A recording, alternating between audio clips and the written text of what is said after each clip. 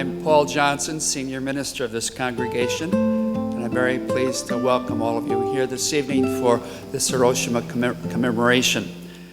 This is very poignant for me each year because it brings me back to the year 1984, where I was in Hiroshima for the commemoration, and we met all day with those who survived, and many of them seriously maimed, and then took part in the commemoration ceremonies, and then in the evening launched the lanterns down the river, representing all the souls that were lost. This is an opportunity for all of us, of course, to redouble our personal commitments and efforts for peace. This year, when we think of the Daniel Berrigan and how he committed his whole life to peace. And I was looking today at his celebrated 10 Commandments, and I'm going to ask that you help with some interpretation of this for me. You can talk to me later, but he had 10 wonderful commandments. The last one, though, was start with the impossible, proceed calmly with the improbable, no worry, there were at least 5 exits. What did he mean by the 5 exits? Let me know if you have a thought about that. But now I want to turn things over to Shirley Romaine, who's chair of the Great Neck Sane and Peace Action. Now I call upon Shirley to introduce the rest of the program. Shirley?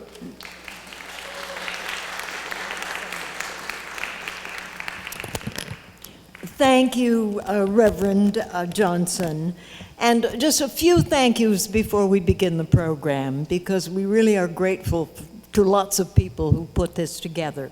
Thank you, Reverend Johnson, and thank you, Claire DeRoche, for your wisdom and smarts and lovely temperament, and for the refreshments we're going to have at the end of the program. So thank you. I want to thank the Unitarian Universalists congregation at Shelter Rock for giving us shelter. You know, we always used to meet for years and years. We met at Grace Avenue Park in Great Neck. And no matter what the date, whenever we arranged it, the 3rd, the 4th, the 5th, the 6th, which is actually the Hiroshima Day, it either rained or it threatened to rain. So really, UUSR has really given us shelter, and we're very grateful for that. I want to thank Hiroko Lee and her friends for the origami cranes. You'll hear more about them later. And a very special thanks to Farah Shandu for the music that she has chosen to do for our program tonight. And we begin with Farah and with Eileen Friedman, who will sing Hashkavenu, a duet, and their accompanist will be Tim Pyarts. And this piece of music was written by the cantor at Temple Bethel of Great Neck.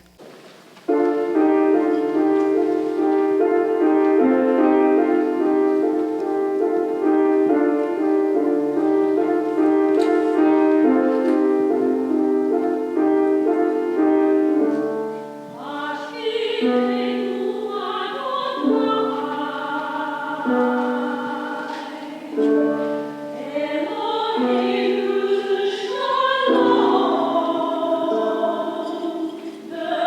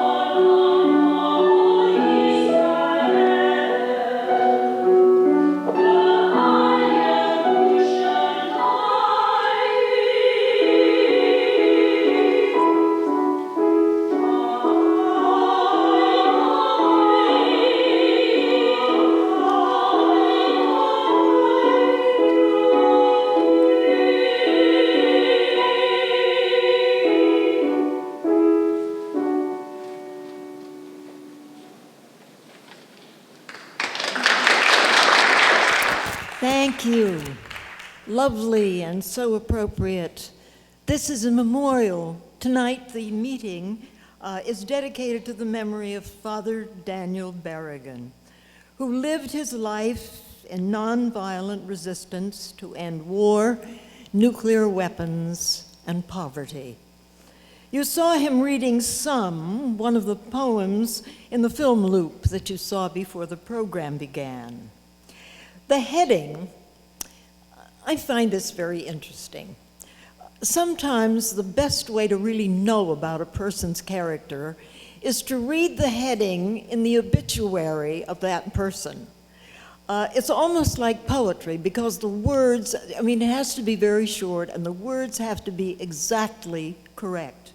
So I'd like to read some of them for Father Berrigan because I think they are so appropriate. They're very telling, really. This is the first. Penniless priest who saw value in activism. Another defiant priest who preached pacifism died at 94. And another, he traveled light, just a backpack and beliefs.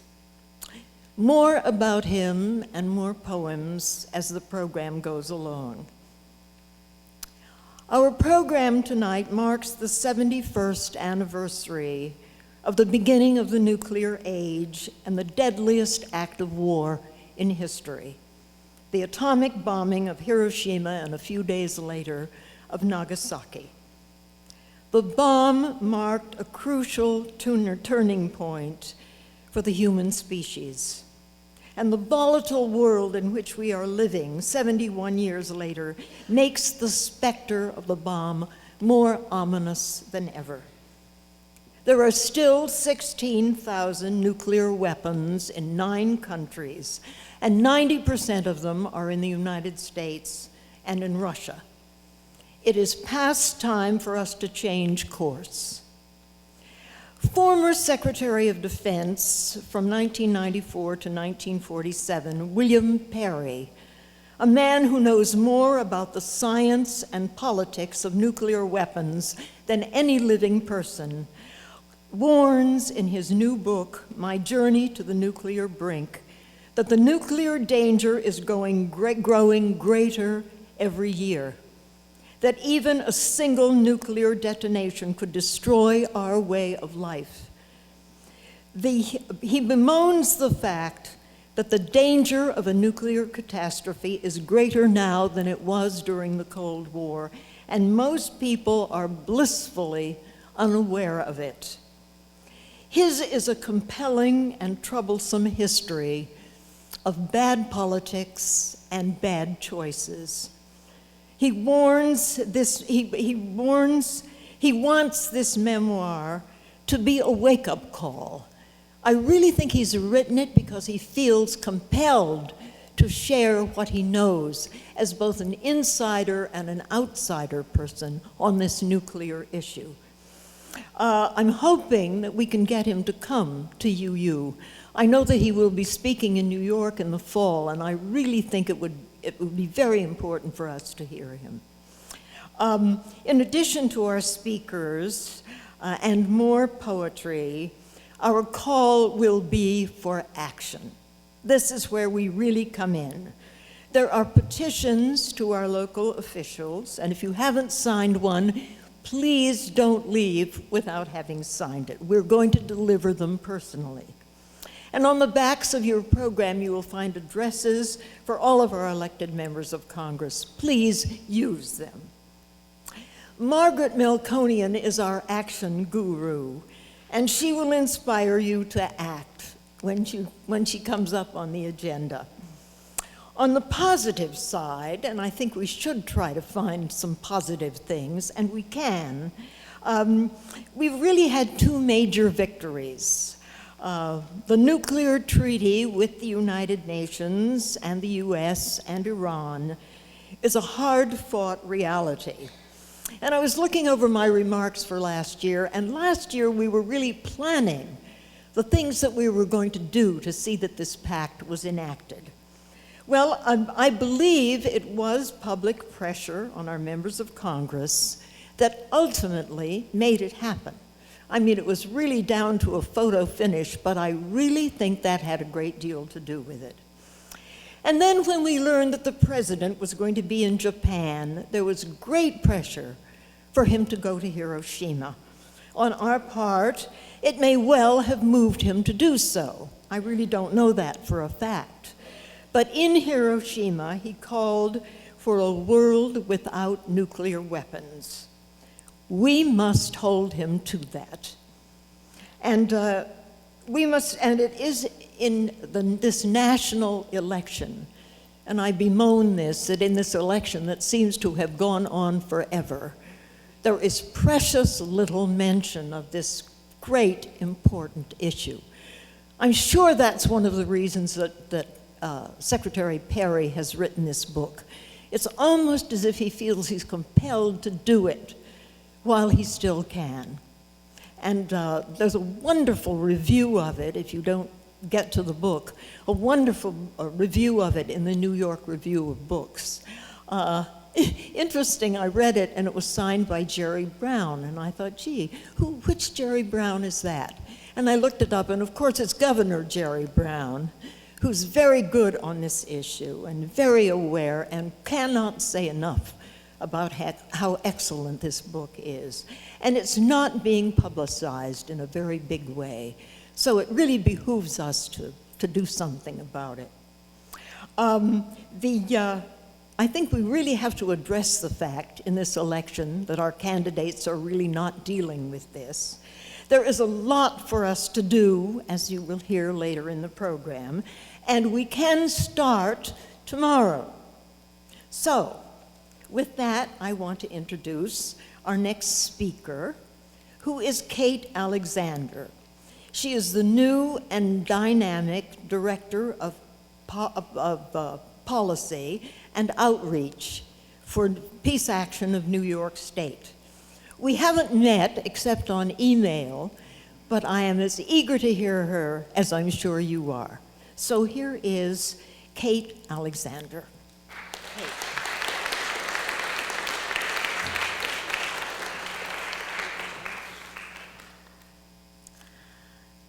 So first, I have to thank everyone who put this night together. I'm sure it is more than the names on the flyer, but in particular, of course, to Great Neck Sane and the Long Alliance for Peaceful Alternatives and the Social Justice Committee for inviting me here and for putting on this really exceptional event in an age when most people of my generation are asking, are nuclear weapons still relevant? It is no small thing to have this many people in this room, so I thank you.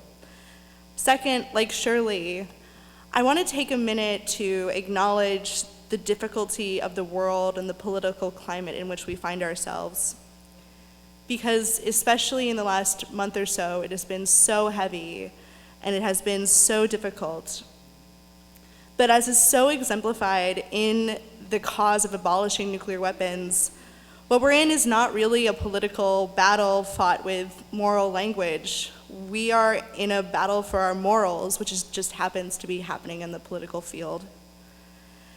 And just as so many holes were being made by so many activists in the barriers that have kept so many of our privileges invisible and the suffering of the marginalized so far away from our consciousness, we have politicians now who are brazenly working to reinforce those barriers, and millions of Americans who have been choosing ignorance and hate and the security of an unchallenged worldview instead of informed empathy and compassion and love. Tonight we're going to make a few more holes in those barriers that have kept us separated from each other, the barriers which have shielded us from the consequences of our actions and especially the consequences of our militarism. Because the bombings of Hiroshima and Nagasaki are easily among the most devastating consequences of our militarism in US history. And yet, somehow, having nuclear weapons in the US is conscionable, it's a given, and proposals to modernize our nuclear weapons arsenal are heralded as essential. And I think that's because we don't really sit with the discomfort of war. We don't sit with this moral discomfort of nuclear war and its damage. We kind of throw around words like catastrophic or cataclysmic. But that's not really how you describe what this is, because it's not the language that's used by the communities who have been affected by these weapons. What this really is, what we're talking about in this room, is unparalleled loss. We hear it in the language of heartbreak and grief and pain and anger that's used by the survivors of the bombings of Hiroshima and Nagasaki, the hibakusha. Kunihiko Bunkohora has shared that my father was blown away by the blast, and his body was pierced by shards of glass and wooden rubble. My father went to a nearby river to wash his body, and when he came back home, the black rain began to fall. Years later, my father was diagnosed with stomach cancer and my mother with breast cancer, and they both passed away. Because I was in Brazil, I was not able to meet with them at the end. Shoso Hirai. Mr. Hirai was exposed to the atomic bomb at his friend's house 4 kilometers from the epicenter while going to a munitions factory as a mobilized student. He entered into the city center the following day to look for his father, who had gone to work, and his younger brother, who was also a mobilized student. He only found his father's bones, and his younger brother is still missing. We must sit with these stories. We have to. It's our moral duty. Because we have to recognize war for what it is and eliminate this language of grand conquest. We have to use a different language. We have to use the language of loss and of grief, because that's the way it is expressed by communities who have actually had to survive what war has done to them and what our nation has done to them, and what we in silence, more afraid in our media of protests and protesters than of maintaining weapons of war and endless war, what we have done to them. We have to break down the barriers that keep us secure in our place in the world and welcome with open arms the informed perspectives about the others, the perspectives that challenge us and demand better. In the same way, allies for racial justice, which we are in the peace movement, we must listen and take leadership from the communities directly affected. You have to listen to the needs of the families of Michael Brown, Tamir Rice, Alton Sterling, Philando Castile, Eric Garner, Sandra Bland, Corinne Gaines, and so many more. We have to listen to the cries and protests and anger from the community impacted by our domestic wars if we're ever going to end them. And we must listen to the cries and grief and anger of communities impacted by our foreign wars, by our nuclear weapons, if we are ever going to end them. But first, before we can stand with these communities and for their demands, we have to listen to them. Shigeko Sasumori. Shigeko Sasumori-san was 13 years old when the atomic bomb was dropped on Hiroshima. Hearing the sound of a plane, she looked up to see a B-29 flying overhead. Seconds later, she was knocked unconscious by the blast. When she came to, she was so badly burned that she was unrecognizable. Shigeko repeated her name and address over and over until she was finally found by her father.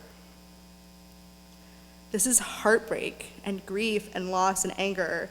And if we recognize this as a loss that is caused by us, I think we would recognize and expect of ourselves better.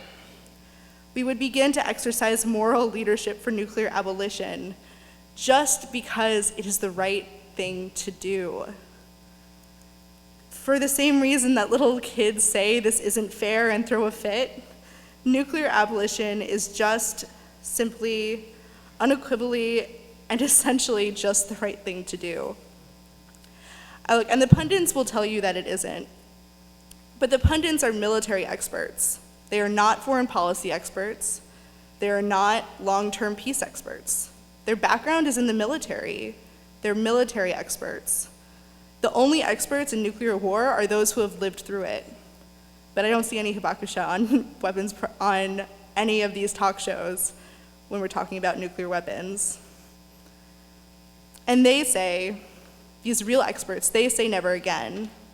So nuclear abolition is simply the right thing to do because the only thing you really need to know about war is that it's objectionable, just because you object to it.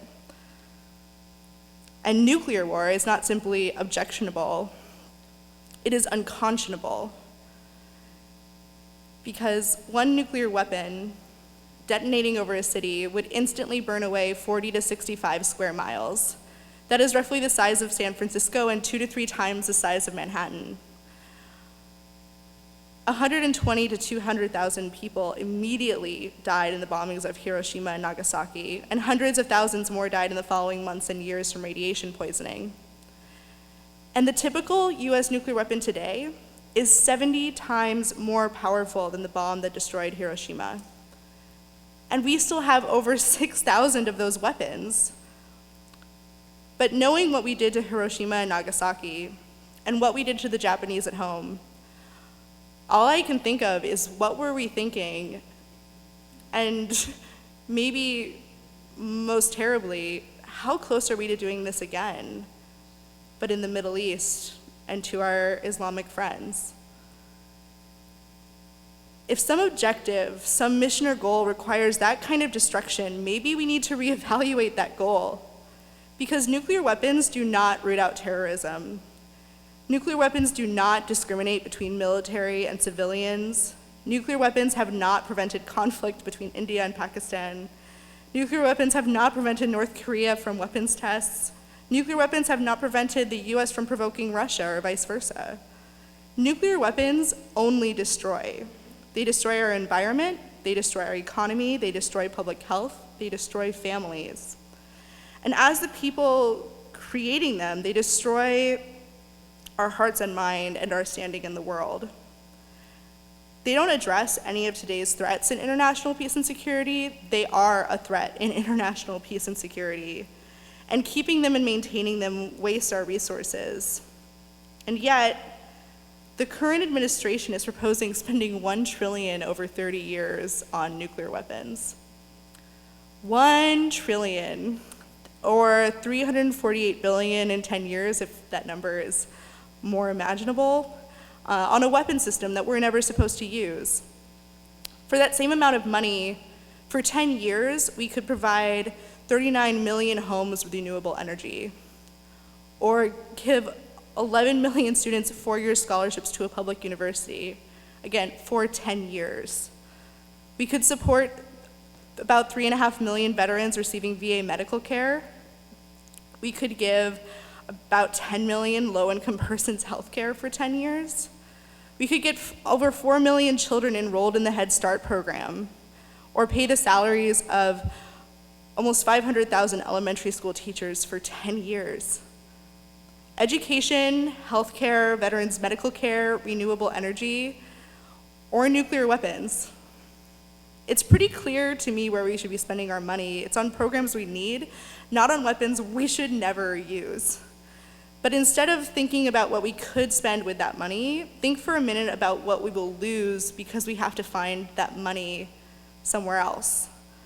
Education, healthcare, veterans medical care, renewable energy, these are the programs that lose funding because we fund endless war endlessly. For students here, and for those of you with children, and for the students whose peace activism we foster at Peace Action New York State, and for me as a young person in this country, the question is really simple. How can we afford this without bankrupting my future?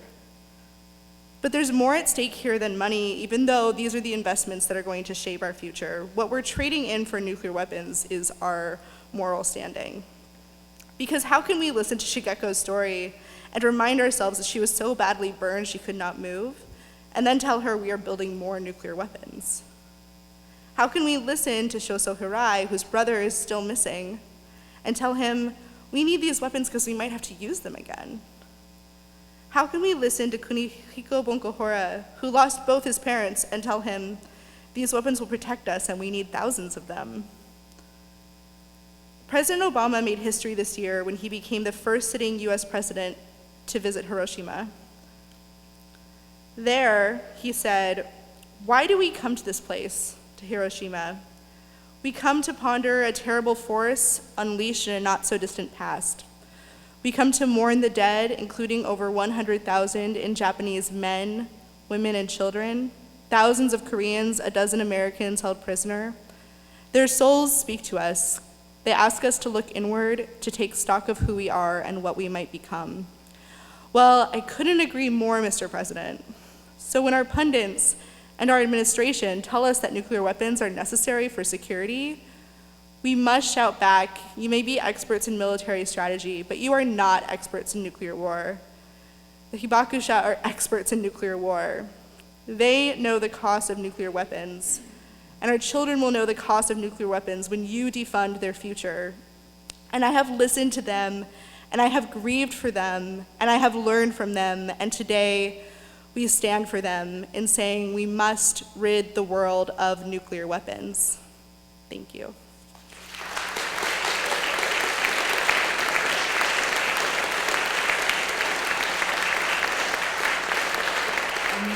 Thank you, Kate.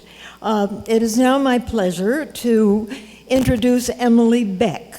She is a junior at Hofstra University, and she is one of the Peace Fellows, a very impressive program that is funded at Hofstra, that is funded by the Long Island Alliance for Peaceful Alternatives, and is really producing some very important young people who I think will have a real role to play in our future.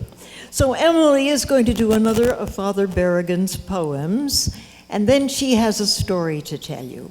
So it is my pleasure to introduce Emily Beck.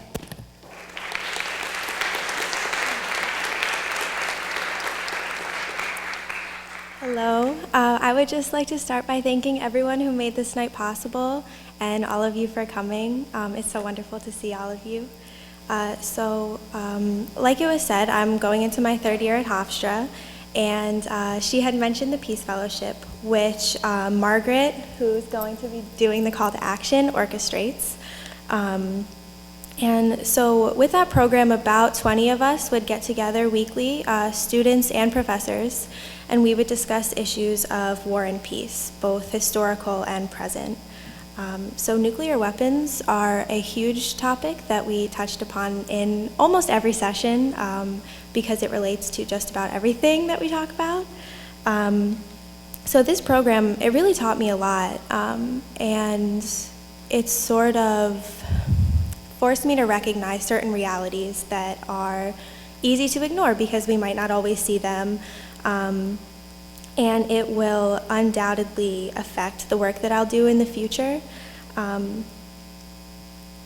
So thank you to the Long Island Alliance and also to Kate Alexander, who is the student, she organizes student chapters with Peace Action New York State. So we're working together now to start one at Hofstra, which I'm really excited about. So that'll be starting in the fall. And one of the main topics that we'll be discussing and organizing around is stopping endless wars and the abolition of nuclear weapons. So Kate and I actually met at a dinner organized for peace activists, and at that dinner, I received a bunch of peace cranes that we're all wearing tonight. So I'm going to talk a little bit about the cranes. And on campus, we actually have used them at an art show. So I'm involved in an art club. And that club, along with Hofstra's Amnesty International chapter, every semester we put on an art show that's on social justice issues. It's called 100% Human.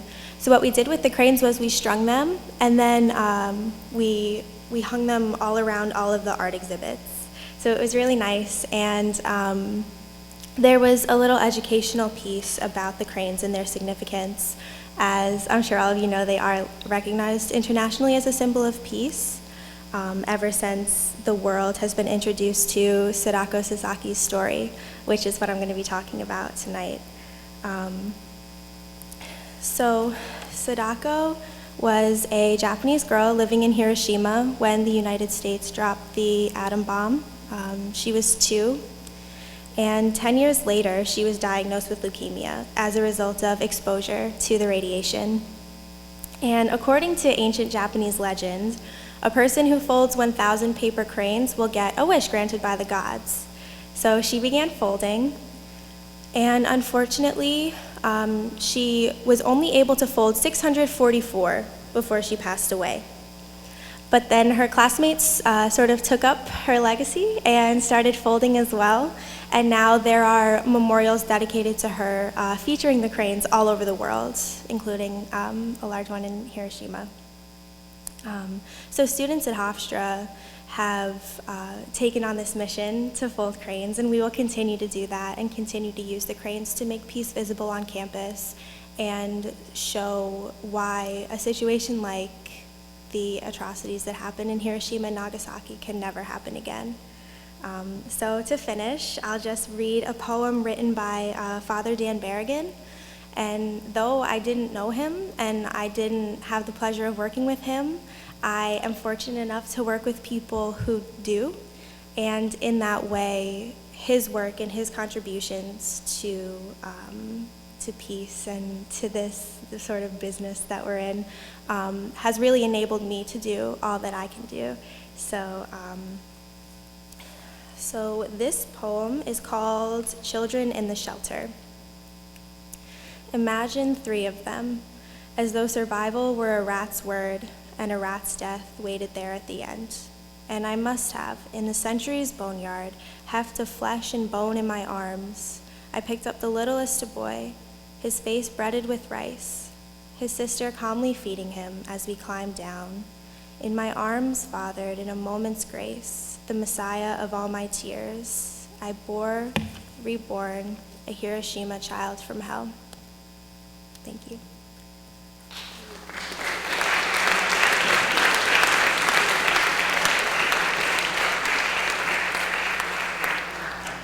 Thank you, Emily. Sister Jean Clark, where are you? You're up next. Let me just say that Jean has spoken to us so movingly about peace and the environment and social justice. And she's here with another of Daniel Berrigan's poems, and she's going to share a personal memoir of her experience with Father Daniel Berrigan. It's my pleasure to introduce Sister Jean Clark.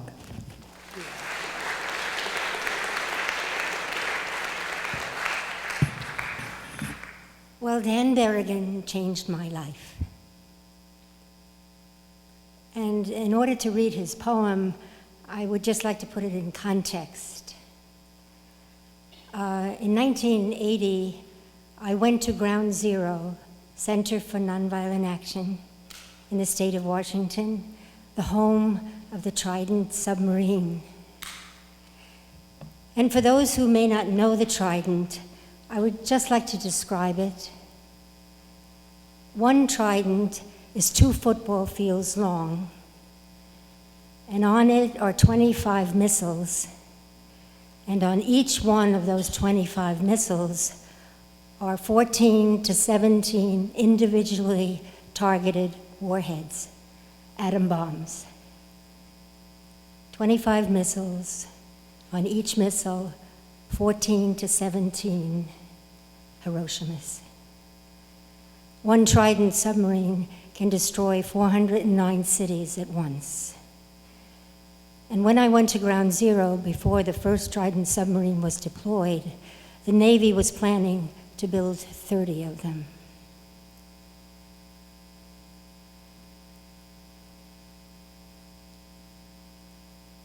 It's hard for us to take that in, that amount of violence. And that's why I went to Ground Zero. And at Ground Zero, we went in front of the Trident submarine when it first came in little rowboats, in order to say no, not in my name. And we went in front of the train that carried the weapons to the Trident submarine and knelt on the tracks as the white train came to say no, not in my name. And that's the poem that Dan wrote. But before I read it, I'd just like to tell you what I wrote about Dan when I was writing for the Ground Zero newspaper in 1980s. And I titled the article, "The Word Made Flesh." Gandhi's secretary, Madhavi Desai, once said about him, "What Gandhi thinks, what he feels, what he says, and what he does are all the same." Gandhi not only searched for the truth, he lived it. And in that sense, he became the truth. I live with this hope that we will become who we are meant to be, that we will reconcile the parts and become one and whole. I live with the hope that we can reconcile our minds and hearts, our words and actions, what we do personally with what we do politically, and that in so doing, that which is now divided will become one. I live with the hope that it is possible to live in right relationships with ourselves, with the earth, with one another, and with God. I'm very grateful for the people in my life who have spoken such words to me. And one of these people is Daniel Berrigan, a priest and poet. And in his play, The Trial of the Catonsville Nine, Dan tells the story of the trial of himself and 8 others who burned draft records during the Vietnam War. As I remember the play, Dan is asked by the prosecutor, "Father Berrigan, did you or did you not burn those draft records?" And the answer is recorded. Yes, I burned paper and not children. And the Word was made flesh.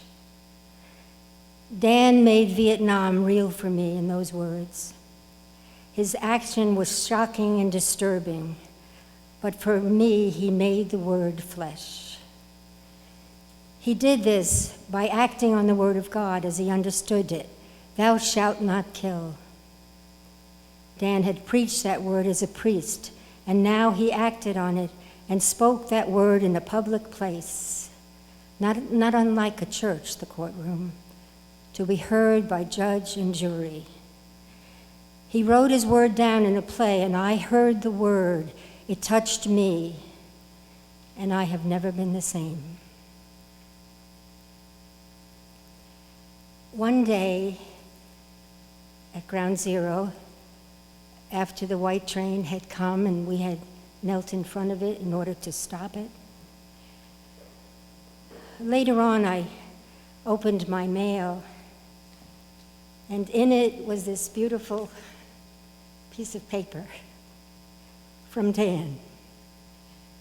Just written, typed on this little parchment, and at the bottom the little heart with the name Daniel. And this was the poem. Wondrously, the unknown coincides with the known, when on the way, knowing is renounced. The nun knelt down before the ghost train, snaking its cargo breathlessly, noiselessly, like a hellish mid-air mutant through the night. Would death stop short, halt in its tracks? No way of knowing. Unknowing, undesirous of knowing, she knows only, and in parentheses he has, a preview of beatific dawn. Who goes there?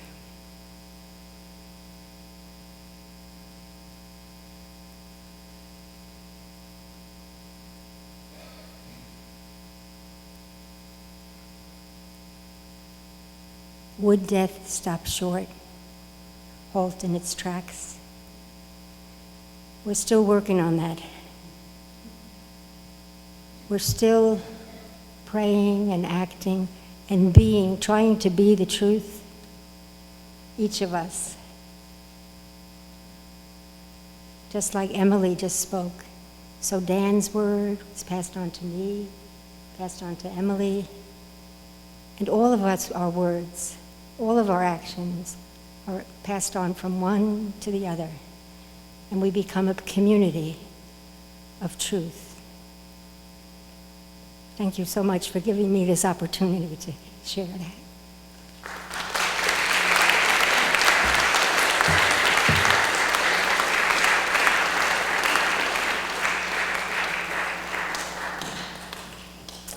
Thank you, Jean. And now I think it's time for us to hear some more music. And we do have Willow, women's wonderful a cappella choir, under the directorship of Farah Shandu.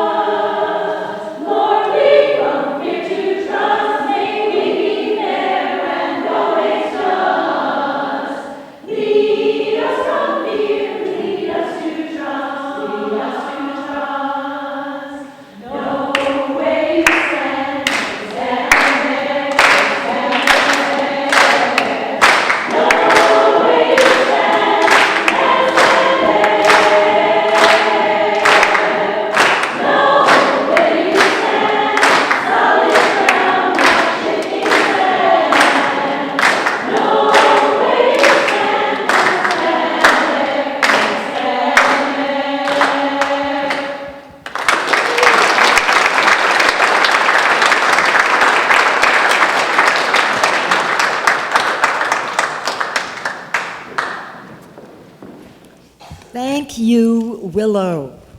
A good, what can I say, a good beginning for our next speaker, who is going to talk to you about action.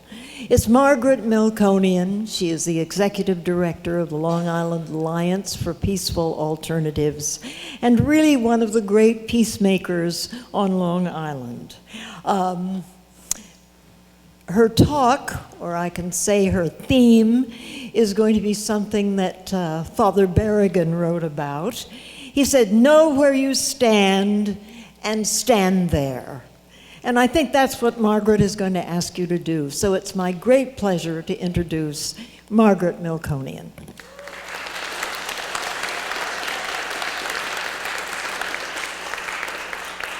Hi, good evening. Good evening. I learned that from a couple of people. Thank you, Willow, for putting into words the charge that we have and the challenge we have tonight. Because sadly, we gather once again on the 71st anniversary of the U.S. atomic bombings of Hiroshima and Nagasaki. We gather to mourn all the victims of weapons testing, use, and production. To mourn the 2,000 killed in those two Japanese cities in 1945. To mourn the downwinders and the uranium miners in the southwest United States. To mourn the Marshall Islanders. To mourn the soldiers ordered to clean up sites after accidents or testing. To mourn all the victims of the theft of billions of dollars spent on war, violence, and destruction. Instead of spending that money, as Martin Luther King told us, on programs of social uplift and human security. We gather tonight to honor the resistance and the witness of the Japanese survivors, the Hibakusha, who spoke to us through Kate tonight, who have been relentless in their pursuit of nuclear abolition for so many years. So tonight we stand with them. We gather to remember the courage and the persistence of Father Berrigan and the Nuclear Plowshares activists, many who have come to visit us here on Long Island. We honor them and remember them for their nonviolent actions to create a world without nuclear weapons, a world without war, and a world without poverty. Father Dan called us to action. Know where you stand and stand there. So I ask you to stand up tonight. So tonight's Let's Take a Stand. And let's stand there for as long as it takes. Let us stand for a world without nuclear weapons. Let us stand for a world without war. Let us stand for a world where all people live together in peace and dignity. You can sit now, but we're going to have to stand for a really long time. I know that we've circulated petitions in this room and outside, so make sure that you sign them. To tell the President and Congress to negotiate once and for all a treaty to abolish nuclear weapons, weapons that can never be used again. To take nuclear weapons off hair trigger alert. To pledge the United States to no first use of nuclear weapons, and to stop the funding of the $1 trillion to modernize the U.S. nuclear arsenals. Take a petition, there's extra copies, get more signatures, send them to your congressmen or your senators. And on the back of the programs, you'll find numbers for Senators Gillibrand and Schumer, and for Long Island Representatives Zeldin, King, Israel, and Rice. Make your voices for nuclear abolition heard. If you don't make a call, they can't hear you. The numbers and the message is on the back of the program. And make sure that you attend and do some bird dogging at candidate meetings here on Long Island and in New York, where we ask a question about the candidates, our congresspeople, do they support nuclear abolition? Are they willing to cut $1 trillion and billions of dollars for U.S. nuclear arsenals? You can ask those questions. The candidates should have an answer. And I ask you also, just a little commercial, to join us on September 26th at Hofstra. Once again, the presidential debate will be held at Hofstra on September 26th. So we plan, and the planning is in the early stages because we just found out about this, to hold a demonstration and a peace vigil on Hempstead Turnpike and Uniondale Avenue on the corner from 4 to 6 to create a peace zone and to call for an end to war, because there is no military solution for conflicts in Afghanistan, Iraq, Syria, and Libya. And we ask you to join us calling for nuclear abolition. And that's the call to action. So there's a lot to do tomorrow, tonight, and in the days ahead. One more final musical selection from Willow and Farah with Alleluia by Randall Thompson.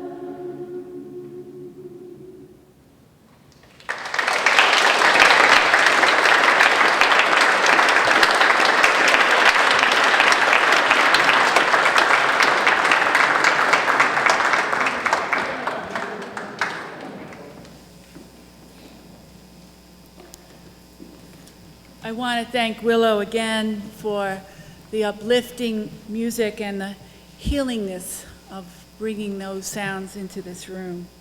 I want to thank Reverend Johnson and all of our speakers tonight. Please join me in that.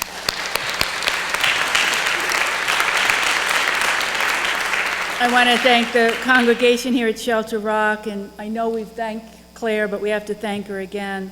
And also to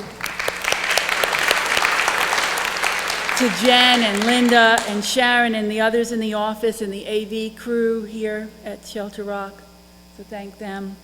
And thank you to Sirocco and the others who made the cranes and the story that went behind it that was told so beautifully by Emily. Thank you all for being here and for your stand and your action for peace.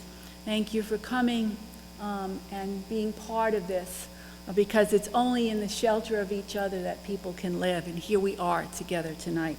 So please join us for a little while longer for refreshments and community in the gallery. Thank you. And thank you again, Willow.